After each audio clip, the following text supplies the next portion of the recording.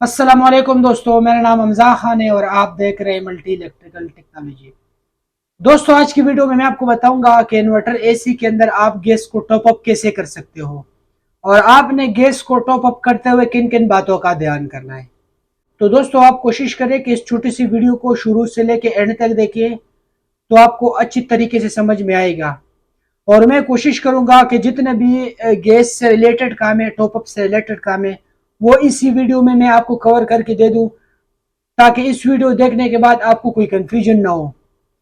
तो चले friends, time को बिना वेस्ट किए वीडियो को करते शुरू।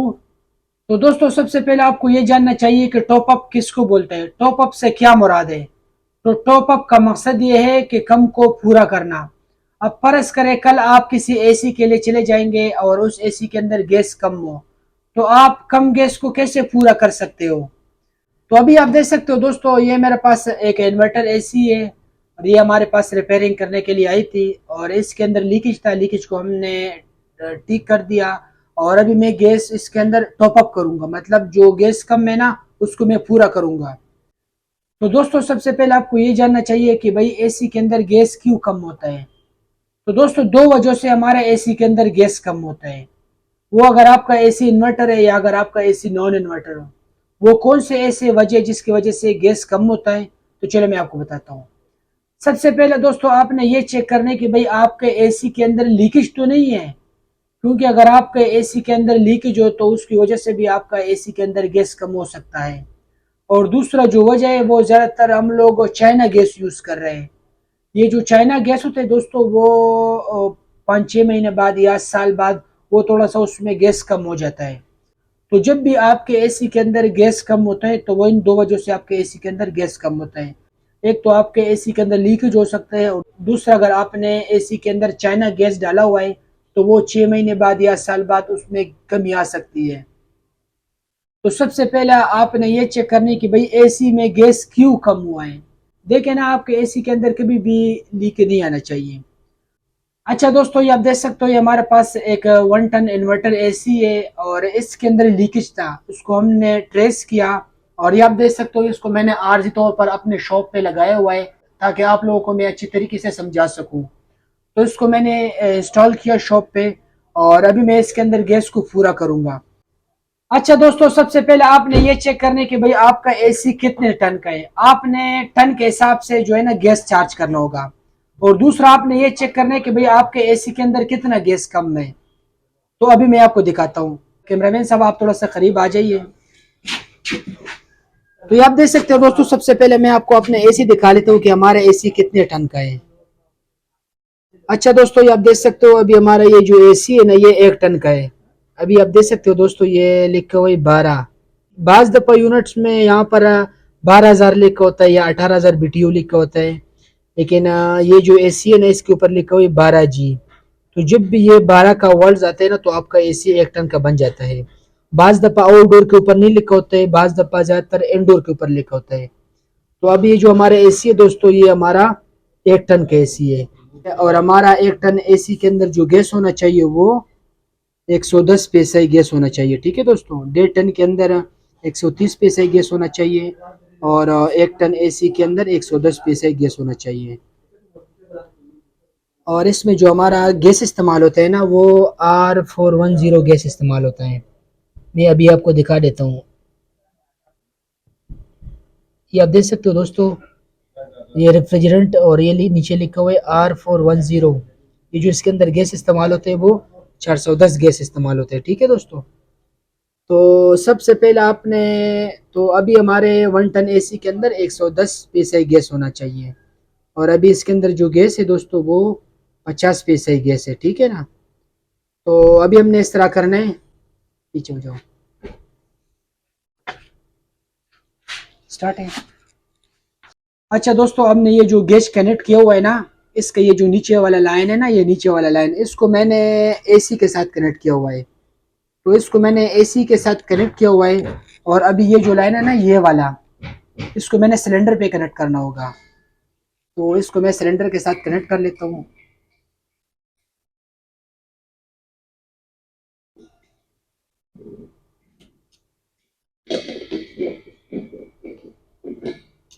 और यहाँ से मैं वाल को खोल लेता हूँ। यहाँ से मैंने इसको थोड़ा सा लूज किया हुआ है ताकि इसमें से जो एयर है वो अच्छी तरीके से निकल जाए। तो एयर को तो इसमें से एयर जो है ना अच्छी तरीके से निकल गया। और अभी मैं यहाँ से जो वाल है ना उसको खोल लेता हूँ।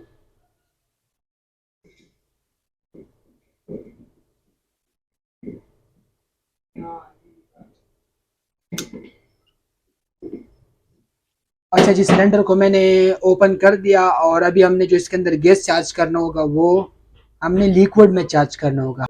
हमेशा के लिए आपने एक बात का बड़ा ध्यान करना है, जब भी आपने इन्वर्टर एसी के अंदर R410 एक गैस चार्ज करना हो तो उसको आपने लिक्विड में चार्ज करना होगा। तो लिक्विड जो है ना यू टाइप होता है, जब हमारा सिलेंडर उल्टा होता है तो वो लिक्विड में चार्ज होता है, और जब हमारा सिलेंडर सीधा होता है तो वो वेपर में चार्ज होता है। तो हमेशा के लिए आपने R410 जो गैस है ना उसको आपने लिक्विड में चार्ज करना होगा। तो लिक्विड इसको बोलते हैं, मतलब सिलेंडर को उल्टा करके आपने गैस को चार्ज करना होगा। अच्छा दोस्तों, एक बात का बड़ा ध्यान करना है, हमेशा के लिए आप कोशिश क्या करें कि जब भी आपने गैस को टॉप अप करना हो, मतलब कम गैस को पूरा करना हो, तो हमेशा के लिए आप लोग अपना जो गैस है ना उसको ओरिजिनल यूएसए का चार्ज क्या करें। अगर आप लोग चाइना का गैस इसमें डालेंगे तो वो बाद में फिर आपका एसी उसी तरीके से कूलिंग नहीं करता है जिस तरह इसका कूलिंग होना चाहिए। और हमेशा के लिए जब कंपनी की तरफ से इन्वर्टर एसी आता है तो उसके अंदर ओरिजिनल गैस होता है। तो आप इस बात का बड़ा ध्यान रखिए, जब भी आपने गैस को टॉप अप करना हो तो आप कोशिश क्या करें कि ओरिजिनल यूएसए के गैस को टॉप अप क्या करें। मतलब जब गैस को आपने पूरा करना हो तो आप इस बात का लाजिमी ध्यान रखें कि हमेशा के लिए गैस को ओरिजिनल यूएसए का गैस होना चाहिए आपका, तो तब आपका एसी अच्छा काम करेगा और वो अच्छा परफॉर्मेंस देगा आपको। तो सिलेंडर को मैंने उल्टा कर दिया और अभी मैं थोड़ा सा आपको दिखा देता हूँ कि कैमरामैन साहब आप थोड़ा सा करीब आ जाइए। तो अभी आप देख सकते हो दोस्तों, इसमें ये जो हमारा गैस है ना ये 50 पैसा ही है। और साथ साथ मैं इसका एम्पेयर भी चेक करता जाऊंगा। अभी इसके ऊपर जो कंपनी ने एम्पेयर लिखा हुआ है ना, मैं आपको एम्पेयर भी चेक करा लेता हूँ कि इसमें एम्पेयर कितने लिखे हुए हैं। तो ये आप देख सकते हो दोस्तों, इसके ऊपर ये लोगो बना हुआ है और इसका ये जो एम्पेयर है ना, ये एम्पेयर है, ये किधर लिखे हुए एम्पेयर है, ये दोस्तों आप देख सकते हो, ये रनिंग करंट है। कूलिंग और हीटिंग, तो कूलिंग पे ये 5 एम्पेयर लेता है और हीटिंग पे ये 4.5 एम्पेयर लेता है। सॉरी, कूलिंग पे ये 5.5 एम्पेयर लेता है, ठीक है ना।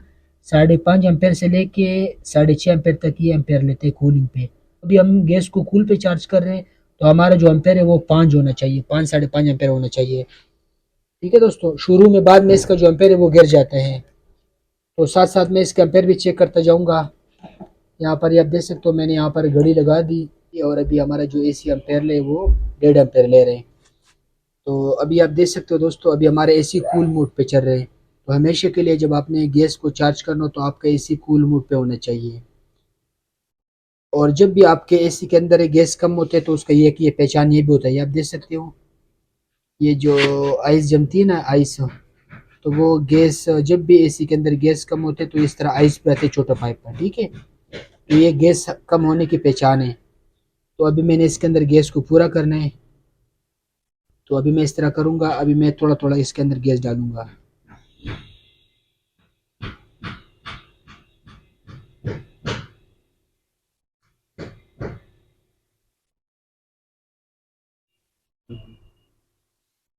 तो अभी आप देख सकते हो दोस्तों, एसी हमारा चल रहा है और एम्पेयर भी मैं साथ साथ चेक करता जाऊंगा। और ये आप देख सकते हो, इस तरह हमने थोड़ा थोड़ा करके गैस डालना होगा, मतलब एकदम हमने गैस नहीं डालना होगा।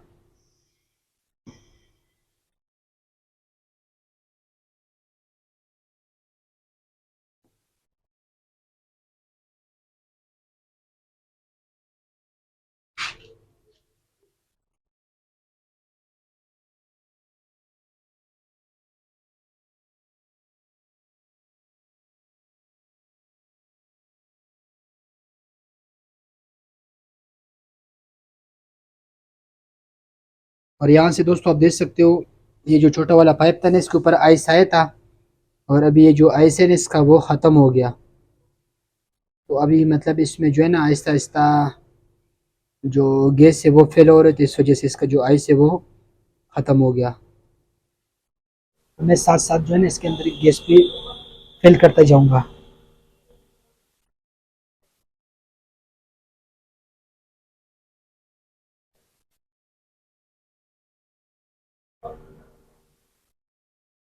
तो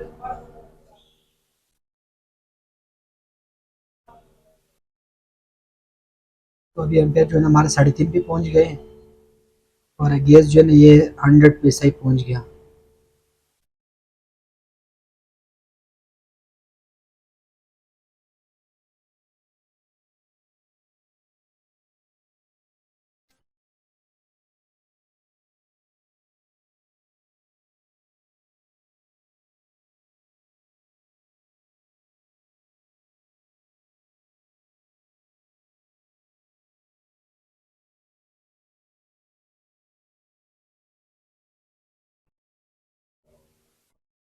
इसी तरह हमने स्लोली स्लोली गैस को चार्ज करना होगा। हमने मतलब इस तरह एकदम गैस को नहीं छोड़ना है, क्योंकि फिर एकदम एसी के अंदर प्रेशर पड़ जाता है तो फिर हमारा एसी जो है ना वो ट्रिप हो सकता है। तो इसी तरह हमने स्लोली स्लोली अपने गैस को चार्ज करना होगा। अभी हमारा अम्पेयर पहुंच गया 4.25 अम्पेयर। तो हमारा अम्पेयर कम से कम 5 पे पहुंचना चाहिए, तो तब हमारे एसी के अंदर गैस पूरा होगा। बाज़ दफ़ा ये जो गेज होते हैं घड़ी है ये भी ख़राब हो सकता है। बस आपने अम्पेयर को नोट करना होगा कि जितने अम्पेयर एसी के ऊपर कंपनी ने लिखा हुआ है उतने अम्पेयर आपका यहाँ पर होना चाहिए, तो फिर आपका एसी के अंदर बिल्कुल गैस पूरा हो जाएगा। तो आपने अम्पेयर को देखना होगा, आपने घड़ी को देखना नहीं होगा, ठीक है दोस्तों। क्योंकि ये जो घड़ी है ना ये ख़राब हो सकता है या हैंग भी हो सकता है, तो इस वजह से आप लोग ज़्यादातर कोशिश क्या करें कि आप लोग अम्पेयर के हिसाब से गैस को चार्ज क्या करें। और दोस्तों आपने ये भी देखना है, जब आपका एसी के अंदर गैस अच्छी तरीके से फिल हो जाए तो आपका ये वाला जो पाइप है ना, छोटा वाला पाइप, ये आपका नॉर्मल ठंडा होना चाहिए। और ये जो मोटा वाला पाइप है ना ये आपका फुल ठंडा होना चाहिए। अगर ये वाला पाइप नॉर्मल ठंडा हो और ऊपर वाला पाइप फुल ठंडा हो तो आप समझ लीजिए कि आपके एसी के अंदर गैस पूरा हो गया और आपका एसी ज़बरदस्त कूलिंग कर रहा है, ठीक है दोस्तों। तो इसी तरह आपने अपना गैस पूरा कर देना है और उसके बाद आपका जो एसी है वो ज़बरदस्त चलेगा।